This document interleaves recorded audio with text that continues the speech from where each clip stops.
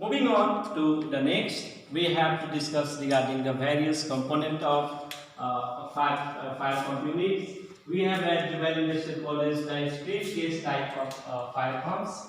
I'll just give you the idea about the various fire pumps we are using for the fire protection system, right?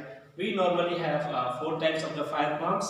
We have in-suction pumps, we have the split case type pumps, we have the inline pump, and we have the vertical turbine pumps. So the best one we can say that one. We have the split case pumps. The meaning of split is that you can see this one. This is if you want to do some maintenance, right? You can just remove the nut from this areas, and you can just take it out and doing the maintenance. So if you are removing it, it's like just split it. The name came from that. The split case pumps. Now this kind of the pumps can give you the higher pressure and the higher flow in any kind of the pump arrangement. A little bit of the costly, but the maintenance is easy compared to the other kind of the pumps and highly efficient. You can find in large commercial complex where your demand is much more higher than normal. Okay, let me come to the near of those equipment so that we can explain. I'll just take your cam lens at this location, right? Look at this arrow, right? This is an impellers, right? Single stage impellers. Those arrows show the direction of the rotation. So this will rotate like this one. Now this arrow plays an important role. Before planning your site layout, right? You have to make sure that what is the rotation of the pump. If you don't make sure at the time of installation regarding this arrow, it will cause you lots of problem when you are installing those piping, because the structure and discharge arrangement will be totally changed if later stage you are looking at the site. So we have the motors, right? The moters from the PLS pumps, and those motors connected by the shaft to the impellers. This is a single impeller pumps, the split case, and we have the bearing to support the shaft and load from the pumps. So this bearing required maintenance as for NFPA 25 inspection testing and maintenance schedule. The 1 pin per second of water, the liquid drop will be there for the maintenance.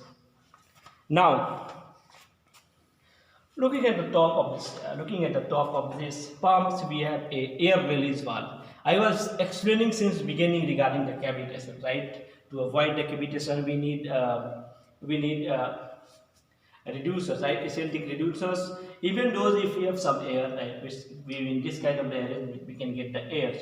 To remove those airs, we need a air release valve. So now this is an air release valve, right? And this required only for the split case pumps only. We don't need this arrangement on inline pumps or vertical turbine pumps, or let's say in-suction pump, because the arrangement and geometry of those pumps is such a way that all those air will go by the construction type. So this is a air release valve. The air will go all the way from this side and will go to the other side. Okay.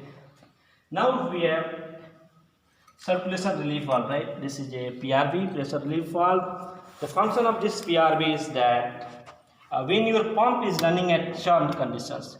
The meaning of churn is, we discussed in our class, that when your pump is running at no flow condition, when there is no discharge, we close the isolation valve. We are running the pump at 140% of the pump pressure ratings. At those times, since discharge is closed and the pump is running continuous, the impeller, the water gets energy due to continuous energy getting from the pump and from the impellers. Now, due to those, the system is closed and the impeller is running continuously. It will give some energy to the waters. Now, due to that energy, the water will get heat. The heat will go up and up and up, and due to high temperature, pressure will also go high, right? So, to avoid those, we have a PRV. This PRV is mainly for the churn test. When the pump is running at churn conditions, it will just open the valve. This is spring loaded PRVs. It will open and it will release the water by time to time while doing the churn flow test. Also, if you are doing the maintenance of the pump, right, while you are running your electrical unit, right, this is our electrical pump with the split kinds of the arrangement. While you are doing the performance, right, while you are doing the performance test, You put your hand on this one, right?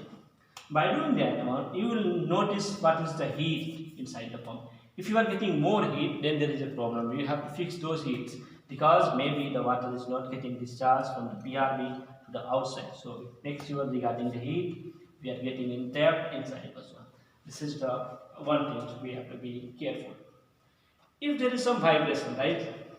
The vibration can be, it may be because of the cavitations. Those cavitations collapse inside the impeller eyes. Normally when water gets inside the fire pump, the pressure is much lower. But when those waters go inside the eye of the impellers, right, that is high pressure zone. So the waters collapse, the bubbles collapse at those locations, causing lots of noises and the vibration.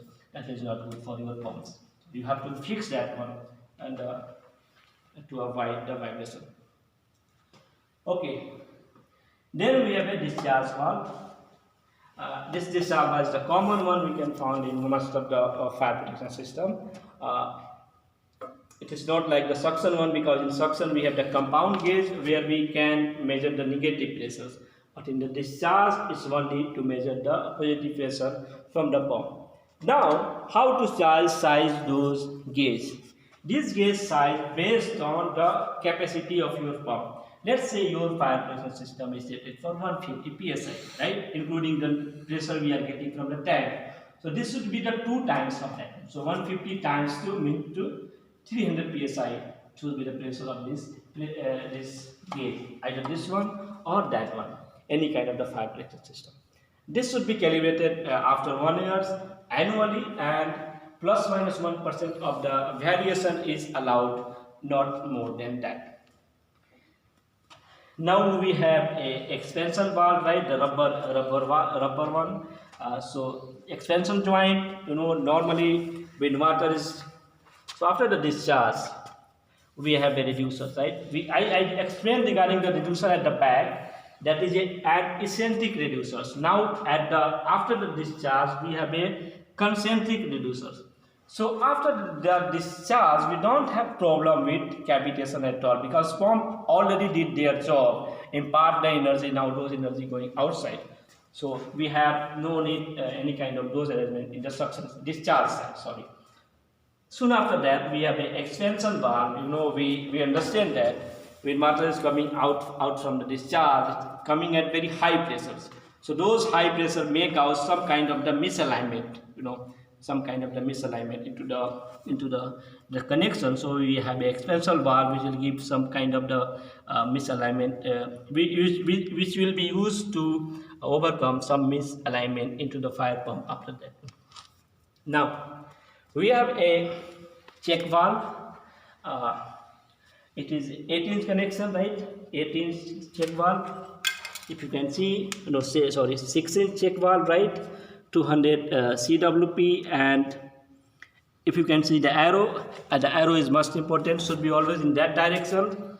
If my colleague can come and show those from this side, it will be okay.